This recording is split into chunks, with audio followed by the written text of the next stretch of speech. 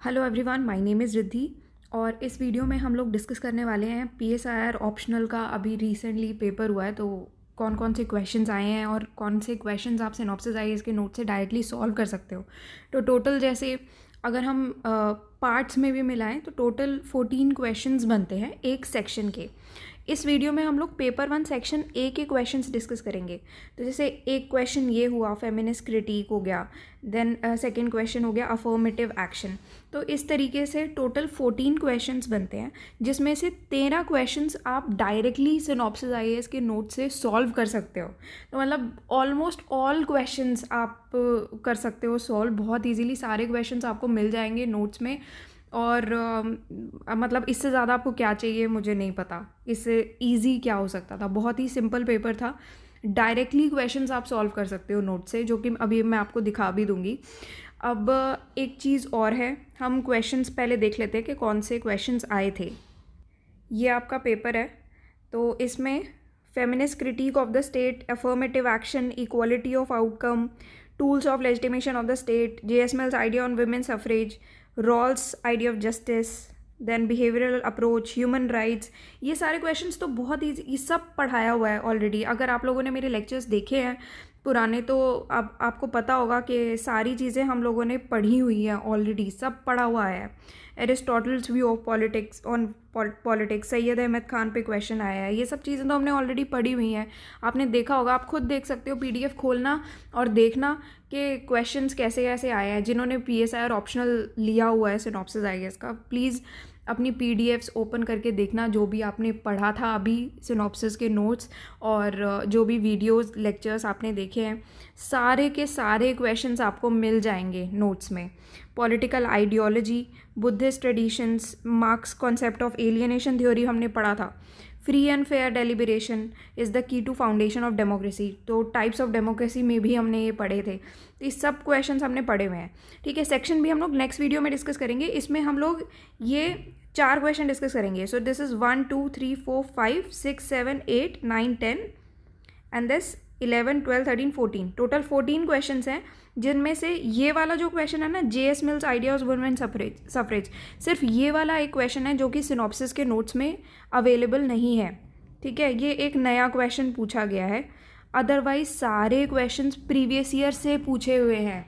और सिनॉप्सिस के नोट्स में जो मैं आपको नोट्स दे रही हूँ, उसमें सिर्फ एक चीज़ है कि हम लोग प्रीवियस ईयर क्वेश्चंस पर बेस करके अपने नोट्स बनाते हैं, अपना कंटेंट बनाते हैं। तो अगर आप ढंग से रिसर्च करो तो आपको समझ में आएगा कि जितने भी क्वेश्चंस आ रहे हैं सब चीज़ें रिपीटेटिव हैं, पैटर्न भी चेंज नहीं हो रहा है, क्वेश्चंस भी चेंज नहीं हो रहे हैं, टॉपिक्स भी वही हैं, सिलेबस के ही टॉपिक्स पूछे जा रहे हैं हर साल, कुछ भी चेंज नहीं है। सिर्फ एक टॉपिक था, equality of outcome as a political idea. ये टॉपिक सिलेबस में अवेलेबल नहीं है, बट सिनॉप्सिस आईएएस के नोट्स में आपको ये मिल जाएगा। सिनॉप्सिस आईएएस के नोट्स में कैसे मिलेगा आपको? क्योंकि हम लोगों ने प्रीवियस ईयर क्वेश्चन पर बेस करके अपना कंटेंट बनाया है। तो पहले भी यूपीएससी इक्वालिटी ऑफ आउटकम पे क्वेश्चन पूछ चुका है, इसी वजह से हम लोगों ने दोबारा ये क्वेश्चन किया और ये क्वेश्चन हमारा नोट से आ गया। तो बहुत सिंपल चीज़ है। तो आपको प्रीवियस ईयर क्वेश्चन कहीं इधर उधर किसी भी नोट्स के चक्करों में पढ़ने की ज़रूरत नहीं है, सिर्फ ये उठाओ, पढ़ना स्टार्ट करो, प्रीवियस ईयर क्वेश्चंस पढ़ो, बहुत काम आएगा आपके। सिर्फ यूपीएससी का सिलेबस देखना है आपको और प्रीवियस ईयर क्वेश्चंस देखने हैं और आपके सारे क्वेश्चंस आपको मिल जाएंगे। पीवाईक्यूज देखो, सब क्वेश्चन मिल जाएंगे। अभी दिखा देती हूँ आपको। तो फॉर एग्जांपल पहला क्वेश्चन आया था ये, feminist critique of the state. अब फेमिनिज्म तो इतना ज़्यादा पूछा गया है और इतना ज़्यादा है, हमारे हर टॉपिक का पार्ट है, हर यूनिट का पार्ट है, बट सिलेबस में आपको कहाँ मिलेगा? Paper 1 unit 2। जैसे पेपर 1 ये है, यूनिट 2 है थ्योरीज ऑफ द स्टेट, इसमें है फेमिनिस्ट थ्योरी। तो इसमें से ये क्वेश्चन पूछा गया feminist critique of the state, क्योंकि थ्योरी ऑफ स्टेट का क्वेश्चन है, feminist critique of the state पूछा गया है। सिनॉप्सिस आईएएस के नोट्स में कहाँ मिलेगा?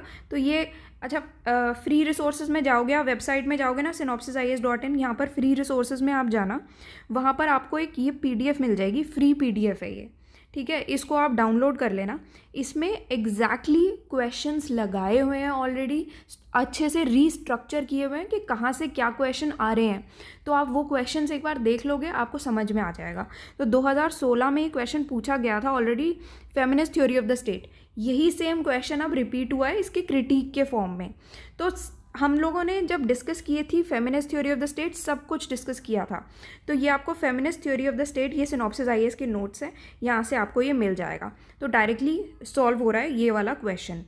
अब दूसरा क्वेश्चन है अफर्मेटिव एक्शन का। सिलेबस में कहाँ मिलेगा आपको? Paper 1 unit 4, paper 1 unit 4 affirmative action. देख लो डायरेक्टली यूपीएससी कहाँ से क्या पूछ रहा है। आप देखो कुछ भी इधर उधर से नहीं पूछ रहा है। तो जो लोग कहते हैं ना कि यूपीएससी तो पता नहीं क्या पूछ लेगा, पता नहीं कहाँ से क्या क्वेश्चन आ जाएगा, सब ऐसे ही बातें बनाते हैं। ये बस बढ़ा चढ़ा के बोलने वाली चीज़ है, अपनी मार्केटिंग अपना बेचने वाली चीज़ है। ऐसा कुछ भी नहीं है।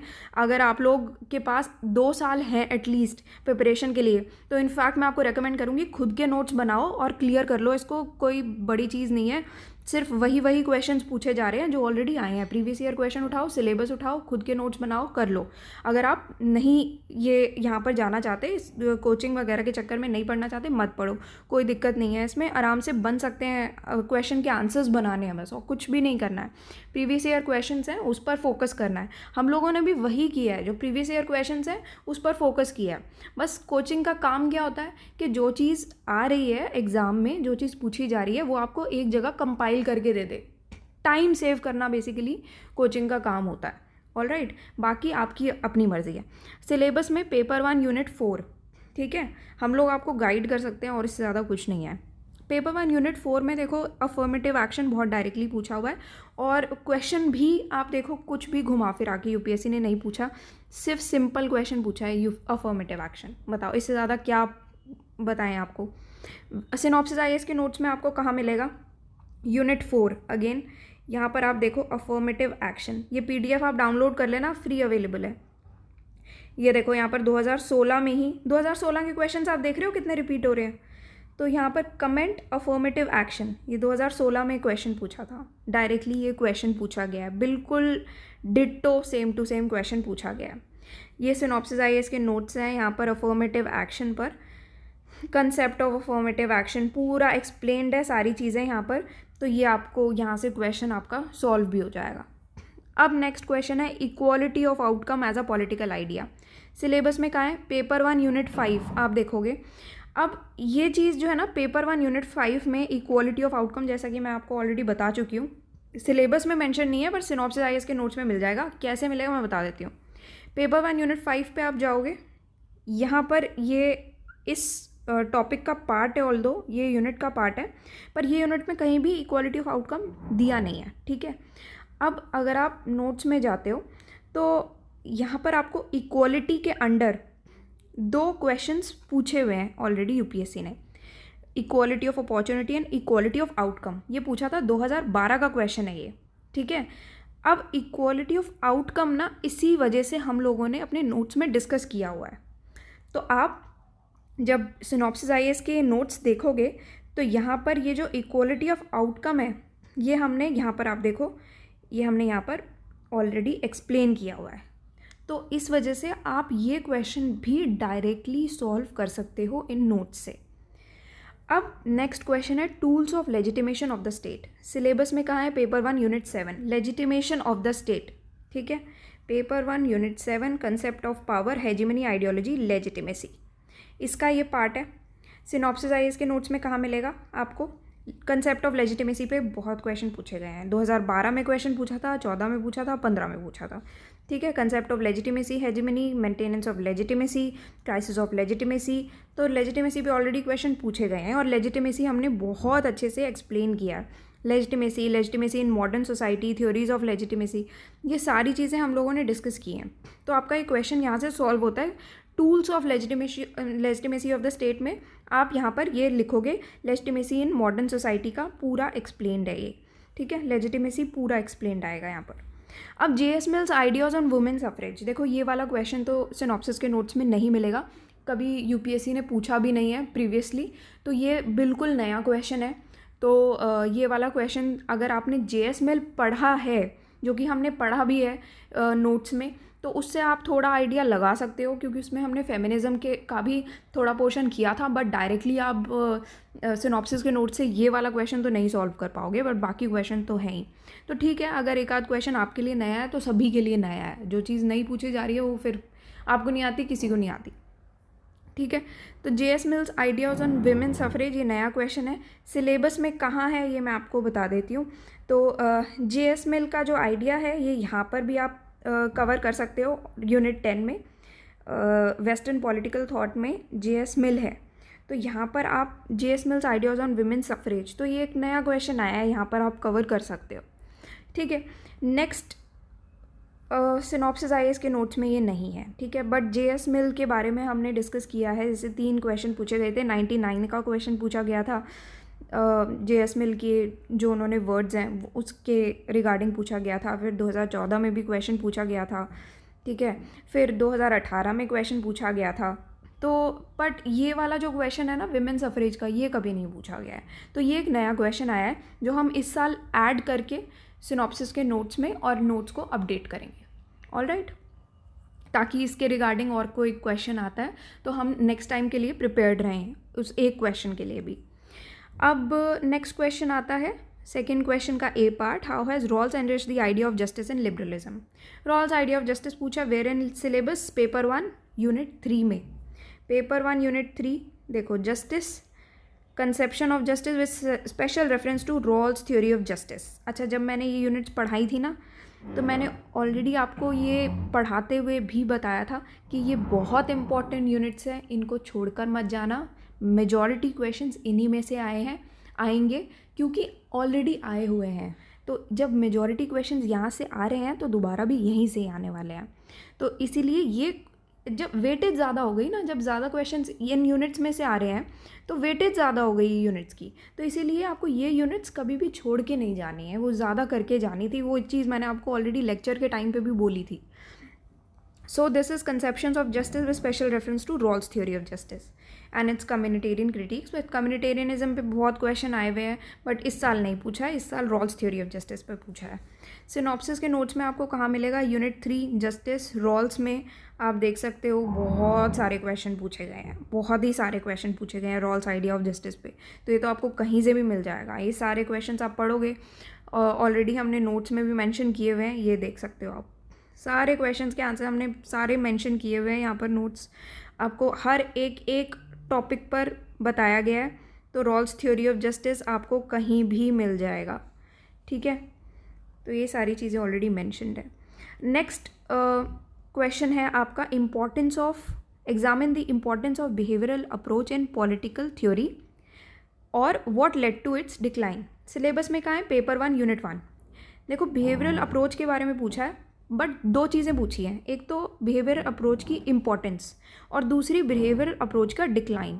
ये 2 चीज़ें पूछी गई हैं, इम्पॉर्टेंस एंड डिक्लाइन। अब सिलेबस में कहाँ है, पेपर 1 यूनिट 1, पेपर 1 यूनिट 1। यहाँ पर पॉलिटिकल थ्योरी है, मीनिंग एंड अप्रोचेस। ये मैंने आपको ऑलरेडी बताया था, पहले भी पढ़ाते टाइम भी बताया था कि जब भी हम सिलेबस देखते हैं ना, तो यहाँ पर आपको ये नहीं समझ में आएगा कि मीनिंग एंड अप्रोचेस में कौन कौन सी अप्रोचेस आएंगी, क्या पढ़ना है हमें मीनिंग एंड अप्रोचेस में। तो जब भी आपको ये जानना हो ना पढ़ना क्या है, आप प्रीवियस ईयर क्वेश्चंस देखो कि यूपीएससी ने पूछा क्या है, कौन कौन सी अप्रोच पूछी है, तो आपको समझ में आ जाएगा कि अच्छा ये वाली अप्रोच है। तो हमने ऑलरेडी बिहेवियरल अप्रोच पढ़ाई हुई है। सिनॉप्सिस के नोट्स देखोगे तो कहाँ मिलेगा आपको, मॉडर्न अप्रोचेस में, बिहेवियरलिज्म में, ये देख लो, ये सारी अप्रोच पढ़ी है, ठीक है। तो ये बिहेवियरल अप्रोच की सारी चीज़ें हैं। अब पूछा क्या हुआ है, इम्पॉर्टेंस, सबसे पहली चीज़ importance of behavioural approach.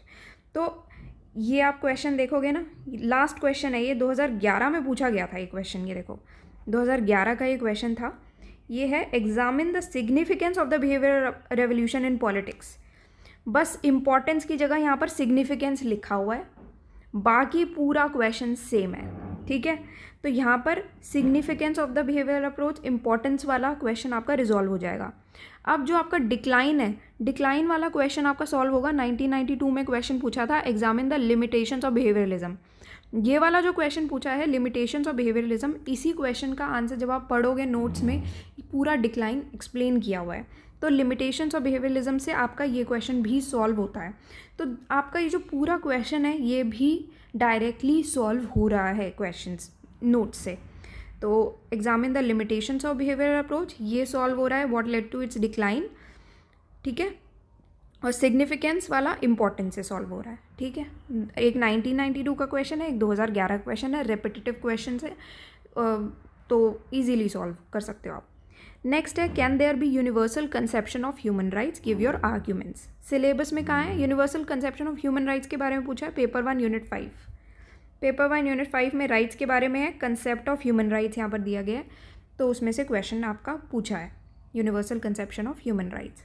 Synopsis IAS के नोट्स में कहा है, तो यूनिट 5 राइट्स है, ये ह्यूमन राइट्स मेंशन किया हुआ है। यहाँ पर ह्यूमन राइट्स पे बहुत सारे क्वेश्चंस ऑलरेडी हैं, तो यहाँ पर आप ह्यूमन राइट्स के बारे में पढ़ोगे जब नोट्स में आप ह्यूमन राइट्स का पढ़ोगे तो पूरा आप देख सकते हो, सब कुछ मेंशन्ड है यहाँ पर। तो आप universal conception of human rights बहुत इजीली यहाँ से सॉल्व कर सकते हो।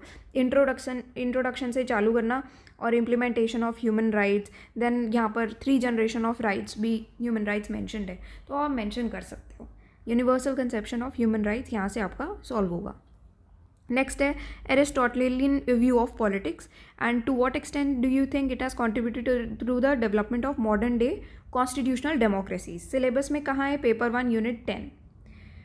पेपर 1 यूनिट 10 में वेस्टर्न पॉलिटिकल थॉट में है एरिस्टोटल, इसी में ही मिलेगा आपको एरिस्टोटेलियन व्यू ऑफ पॉलिटिक्स। ये सिनॉप्सिस आईएएस के नोट्स में कहाँ है, एरिस्टोटल ये मेंशन किया हुआ है। इसके अंडर बहुत सारे क्वेश्चंस हैं एरिस्टोटल के बारे में।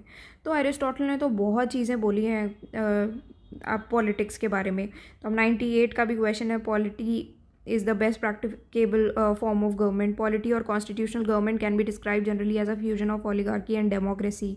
Then polis exist by nature and that it is prior to the individual. तो एरिस्टोटेलियन व्यू ऑफ पॉलिटिक्स तो बहुत सारा है, पर्सनल इज पॉलिटिकल, बहुत सारे क्वेश्चंस हैं जो पॉलिटिक्स के बारे में है, ठीक है। Aristotle's political thought is classification of the different types of political constitutions in the politics evaluate 2014 question है। तो बस क्वेश्चन को थोड़ा सा वर्ड्स चेंज किए हैं, अदरवाइज पूछा वही है, एरिस्टोटेलियन व्यू ऑफ पॉलिटिक्स बहुत डायरेक्टली पूछा है इनफैक्ट इस बार तो, कि एरिस्टोटल का व्यू ऑफ पॉलिटिक्स क्या है और कैसे उसने मॉडर्न डे कॉन्स्टिट्यूशनल डेमोक्रेसी में कंट्रीब्यूट किया है। तो ये चीज़ तो ऑलरेडी जब ओलिगार्की और डेमोक्रेसी के बारे में इतना ज़्यादा पढ़ा था हमने, तो ये ऑलरेडी मेंशन किया हुआ है नोट्स में। तो यहाँ पर आप देखोगे ये नोट्स में एरिस्टोटल के बारे में सारे क्वेश्चन एंड देन यहाँ से नोट्स आपके स्टार्ट हो जाते हैं, तो ईजिली सॉल्व कर सकते हो आप यहाँ से इसको। अब एरिस्टोटल के ये क्वेश्चंस हैं कुछ जहाँ से आप डायरेक्टली सॉल्व कर सकते हो ये क्वेश्चन, जैसे polity is the best practicable form of government, polity और constitutional government may be describe generally as a fusion of oligarchy and democracy. यहाँ पर डेमोक्रेसी में कैसे कंट्रीब्यूट किया वो क्वेश्चन यहाँ से आपका रिजॉल्व हो जाएगा। देन 2002 का क्वेश्चन था।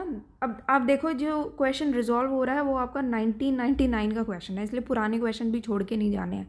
जो लोग कई टीचर्स कहते हैं कि 10 साल के क्वेश्चन कर जाओ हो जाएगा, 10 ईयर्स नहीं करके जाने हैं।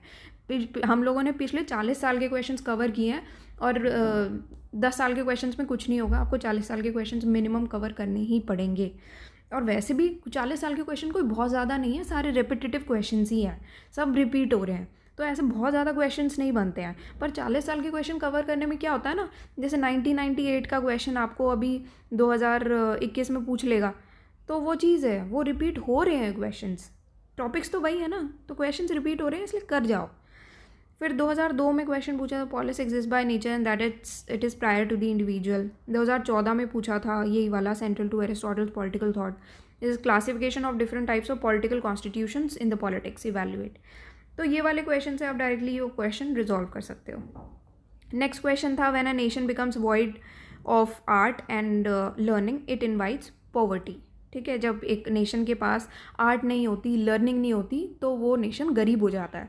ये सर सैयद अहमद ख़ान के वर्ड्स हैं। तो इसमें हमें सर सैयद अहमद ख़ान का रोल डिस्क्राइब करना है as a reformer in modern India. अब मैं आपको बताती हूँ ये क्वेश्चन कैसे डायरेक्टली सॉल्व हो रहा है नोट्स से। ये क्वेश्चन का ना सिर्फ थोड़ा सा वर्ड्स चेंज किए हैं कि sir Syed Ahmad Khan as a reformer in modern India, ये पूछा है। सिलेबस में सबसे पहले देख लेते हैं कहाँ है, पेपर 1 यूनिट 9। पेपर 1 यूनिट 9 में इंडियन पॉलिटिकल थॉट है, यहाँ पर सर सैयद अहमद ख़ान भी हैं। ठीक है, इन्हीं के ऊपर क्वेश्चन पूछा। सिनॉप्सिस के नोट्स में कहाँ मिलेगा आपको, sir Syed Ahmad Khan. Comment in 150 words, Syed Ahmad Khan as a moderniser. ठीक है, यहाँ पर मॉडर्नाइज़र पूछा है, यहाँ पर क्या पूछा है, रिफॉर्मर इन मॉडर्न इंडिया। बिल्कुल आप क्वेश्चन रिजॉल्व कर सकते हो, यहाँ से क्वेश्चन आप देख सकते हो। 2013 का क्वेश्चन पूछा गया है ये, ठीक है। ये आंसर है इसका, पूरा आप देख सकते हो, सॉल्व हो जाएगा, ठीक है। उसमें ये लिखा है कि कैसे सर सैयद अहमद खान जो है उन्होंने मॉडर्न इंडिया के कैसे वो रिफॉर्मर रहे हैं। पूरा क्वेश्चन उसी के बारे में है, पूरा आंसर भी ये उसी के बारे में है, नोट्स में भी।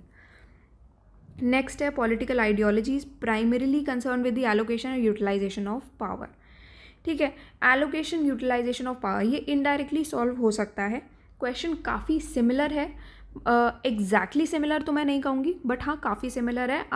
आपने अगर यहाँ से नोट्स पढ़े हैं तो आप ये क्वेश्चन सॉल्व कर सकते हो। सिलेबस में कहाँ है, पेपर 1 यूनिट 7, पेपर 1 यूनिट 7 में है concept of power, hegemony, ideology and legitimacy. तो यहाँ से ये क्वेश्चन पूछा है political ideologies primarily concern with the allocation and utilisation of power. जो पॉलिटिकल आइडियोलॉजी है बेसिकली वो पावर के एलोकेशन और यूटिलाइजेशन के बारे में है, ठीक है। अब नोट्स में कहाँ है, unit 7 concept of power, hegemony, ideology, legitimacy. इसका हमने सब हेडिंग डाली। पावर में से कितने क्वेश्चन आए हैं, 2 क्वेश्चन पूछे गए थे। पॉलिटिक्स एज पावर कंसेप्ट 2008 का क्वेश्चन है। Distinguish between power and authority 2015 का क्वेश्चन है। दोनों में हमने पावर के बारे में डिस्कस किया। तो politics as a power concept अगर आप पढ़ोगे, यहाँ से पावर पढ़ेंगे हम, forms of power, political power, तो ये इस टॉपिक में ना आपको पूरा यहाँ से आप सॉल्व कर सकते हो question concept of power ideology में। उसके बाद जो क्वेश्चन है, do you think that the Buddhist tradition have land greater ethical foundation to the ancient Indian political thought, give your arguments. Buddhist tradition के टाइम भी मैंने आपको बताया था कि ये टॉपिक इम्पॉर्टेंट है, करके जाना है। सिलेबस में कहाँ है, paper 1 unit 9, paper 1 unit 9 Indian political thought, इसमें है बुद्धिस्ट ट्रेडिशन, ठीक है। यहीं से क्वेश्चन आया है। सिनॉप्सिस के नोट्स में कहाँ मिलेगा आपको, बुद्धिस्ट ट्रेडिशन पे 2 क्वेश्चन थे 2012 2014, तो बहुत ही डायरेक्ट क्वेश्चंस हैं। Write a note on Buddhist tradition in Indian political thought, evaluate the contributions of the Buddhist tradition to Indian political thought. Question क्या पूछा गया है कि do you think that the Buddhist tradition have lent greater ethical foundation to the ancient Indian political thought. तो ये question अगर आपको solve करना है ना, तो ये जो सेकेंड क्वेश्चन है ना 2014 का, उससे आपका सॉल्व हो जाएगा directly. Evaluate the contributions of Buddhist tradition to Indian political thought. और ये नोट्स हैं, यहाँ पर आप देखोगे बुद्धिस्ट ट्रेडिशन में, तो ये 2 क्वेश्चंस हैं एंड यहाँ पर इंट्रोडक्शन से आप स्टार्ट हो जाओगे एंड आप बहुत इजीली यहाँ से सॉल्व कर सकते हो अपना क्वेश्चन, ठीक है। अगर किसी ने ठीक से पढ़ाई की होगी ना तो बहुत इजीली ये सॉल्व कर सकता है। सारे क्वेश्चन डायरेक्ट आए हुए हैं, इधर उधर से कुछ भी नहीं पूछा है, बहुत इजीली सॉल्व हो जाएगा। Marks concept of alienation is an essential part of the reality in capitalism, explain. Syllabus में कहाँ है, paper 1 unit 10 marks concept of alienation पूछा गया है। तो paper 1 unit 10 western political thought में मार्क्स के अंदर ये क्वेश्चन पूछा गया था। अब हमें कैसे पता कि ये करना है मार्क्स के अंदर, क्योंकि हम देखेंगे कि पुराने यूपीएससी ने कौन से क्वेश्चन पूछे हैं मार्क्स से। तो मार्क्स से जो क्वेश्चन पूछे हैं सिनॉप्सिस के नोट्स में आप देखोगे तो मार्क्स से ये क्वेश्चंस पूछे गए हैं, ये सारे क्वेश्चंस पूछे हैं, जिसमें 2009 का ये क्वेश्चन है, examine in detail marks prescription for ending alienation and reaching the stage of D alienation. तो यहाँ पर भी सबसे पहले हमने एलियनेशन की थ्योरी पढ़ी थी। उसके बाद 2016 का क्वेश्चन था, explain marks understanding of human essence and alienation. तो यहाँ भी हमने मार्क्स की एलियनेशन थ्योरी पढ़ी थी। मार्क्स की एलियनेशन थ्योरी पे क्वेश्चन पूछा हुआ है, marks concept of alienation is an essential part of the reality in capitalism. ये क्वेश्चन आपका सॉल्व होगा नोट्स से। नोट्स में हमने थ्योरी ऑफ एलियनेशन बहुत क्लियरली यहाँ पर पढ़ाया गया है, ठीक है। तो यहाँ से आप स्टार्ट करोगे, आगे नोट्स पढ़ोगे, पेज पलटोगे, सब मिल जाएगा, ठीक है। तो बहुत इजीली ये क्वेश्चन यहाँ से आपका सॉल्व हो सकता है। नेक्स्ट क्वेश्चन है, free and fair deliberation is key to the foundation of democracy, explain. Syllabus में कहाँ है ये, पेपर 1 यूनिट 6, पेपर 1 यूनिट 6 में है डेमोक्रेसी और टाइप्स ऑफ डेमोक्रेसी यहाँ पर है। अब यहाँ पर हमें कैसे पता कौन सा डेमोक्रेसी है ये, तो फ्री एंड फेयर डेलिब्रेशन के बारे में कौन बात करता है, free and fair deliberation of democracy, है ना। तो यहाँ पर डेलिब्रेटिव थ्योरी में जितने भी क्वेश्चंस है ना, उसको आप देखना, डेलिब्रेटिव थ्योरी से आप रिजॉल्व कर सकते हो। यूनिट 6 डेमोक्रेसी, सिनॉप्सिस के नोट्स में आप जाओगे, डेलिब्रेटिव थ्योरी में आपको सारे क्वेश्चंस मिल जाएंगे। यहाँ पर आप देख सकते हो डेलिब्रेटिव डेमोक्रेसी, ठीक है। यहाँ से आप स्टार्ट करोगे, आपको सारे क्वेश्चंस मिलेंगे, सारा नोट्स आपको मिल जाएंगे, यही आपको लिख कर आना है। अच्छा, आप जब नोट्स पढ़ते हो ना, और टीचर्स या और भी जो भी कोचिंग इंस्टीट्यूट्स PSR ऑप्शनल पढ़ाते हैं, वो क्या कर रहे हैं ना कि आपको एक तो ना पॉइंटर्स में बताते हैं, आपको ये पॉइंट है, ये पॉइंट है, ये पॉइंट है, ये पॉइंट है। वो करने का ना कोई मतलब नहीं है, टाइम वेस्ट है बिल्कुल। मतलब मैं किसी को क्रिटिसाइज़ करने के लिए नहीं कह रही हूँ, मैं आपको जेन्युइनली बता रही हूँ, क्योंकि पॉइंटर्स लिखने के लिए नहीं बोलेगा एग्ज़ाम में आपको, ठीक है। UPSC आपको नोट्स के फॉर्म में बोलेगा ना कि आपको लिखना है, एटलीस्ट आप 350 वर्ड्स तो लिखो। तो वो 350 वर्ड्स अगर आपको याद रखने हैं, कम से कम 500 शब्द तो पढ़ के जाओगे ही, तभी आपको एग्ज़ाम में आप लिखने बैठोगे तो 350 आपको याद रहेंगे। तो अब आप जब पॉइंटर्स में पढ़ोगे तो आप क्या तो याद रखोगे, क्या लिख के आओगे। तो पॉइंटर्स के चक्कर में मत पढ़ना, छोड़ दो उसको, बिल्कुल डिस्कार्ड कर दो जो भी पॉइंटर्स वाले नोट्स हैं, कोई फ़ायदा नहीं है, टाइम वेस्ट हो जाएगा। तो अगर आपको कहीं पर इन्वेस्ट नहीं करना है और आपको पता है कि टॉपिक क्या है, खुद बैठो, एक बार क्वेश्चंस देखो और नोट्स बनाने अपने स्टार्ट कर दो। कम से कम 500 वर्ड्स का एक क्वेश्चन का आंसर ज़रूर बनाना, 500 वर्ड्स के नोट्स ज़रूर बनाना, और इस वे में बनाना ताकि सारे एस्पेक्ट्स आपके यहाँ पर उन नोट्स में कवर हो जाएं। जैसे हम लोग बना रहे हैं ना, हम लोग क्या कर रहे हैं, यहाँ पर आपका पूछा डेलिबरेटिव थ्योरी ऑफ डेमोक्रेसी, ये भी हमने मेंशन किया। उसके बाद फीचर्स हमने मेंशन किया। डेलिबरेटिव डेमोक्रेसी अगेन ये रेपिटेटिव क्वेश्चन है। फिर deliberative democracy does not have a salience without participation and participatory democracy, अब इसके रिलेशन में भी हमने मेंशन किया, ताकि हमने सारे एस्पेक्ट्स जो है ना अब इस वे में कवर कर लिए।